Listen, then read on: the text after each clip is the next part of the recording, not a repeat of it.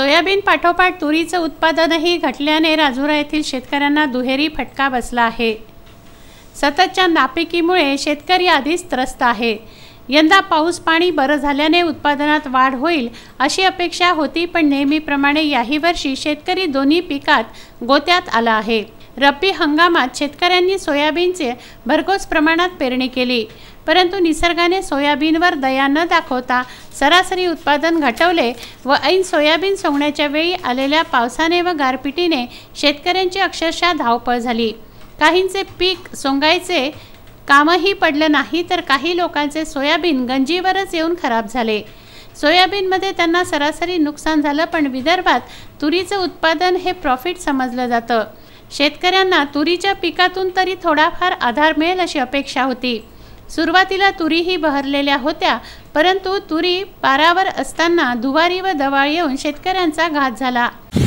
सोयाबीनचं पीक म्हणजे आता कसं पहिले सोयाबीन सडलं, त्याच्यानंतर आता तुरीची आशा होती, पण तुरीनं एक म्हणजे असं पहिल्यांदा फुलोर होता, हे होतं, आबाळ आल्यामुळे पाऊस आल्यामुळे तूरही बावल्यासारखी बार खाली खसला आणि आशा अशी होती का एकरी 4-5 पोते होईन बा, पण एकरी 2 पोते 1.5 पोतं अशी तुरीची पिकी आहे, त्यामुळे कास्तकाराले काही पुरत नाही। काही लोकांना तुरी सोंगायचे, मशीनमधून काढायचे व फवाऱ्याचे पैसेही न निघण्याची परिस्थिती आहे। तुरीला भावही मिळत नसल्याने शेतकरी वर्गाच्या नाकीनऊ आले आहेत।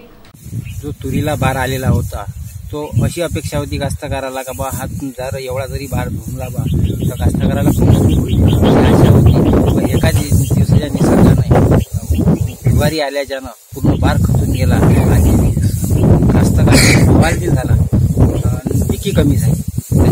विदर्भ न्यूजशी बोलताना राजुरा येथील युवा शेतकरी पिंटू काळे व मंगेश खडतकर यांनी दरवर्षीपेक्षा यंदा नुकसान जास्त झालं असून एकरी 1.5 ते 2 पोत्यांचा ॲव्हरेज आला आहे असं सांगितलं आहे। शेतकऱ्यांच्या हातातोंडाशी आलेला घास निसर्गाने हिरावून घेतला आहे। शेवटी तुरीतही शेतकऱ्यांना फटका बसला आहे। आता सरकारकडून काही मदत मिळते का याकडे राजुरा येथील शेतकऱ्यांचं लक्ष लागलं आहे। पवन काकडे, विदर्भ न्यूज, राजुरा।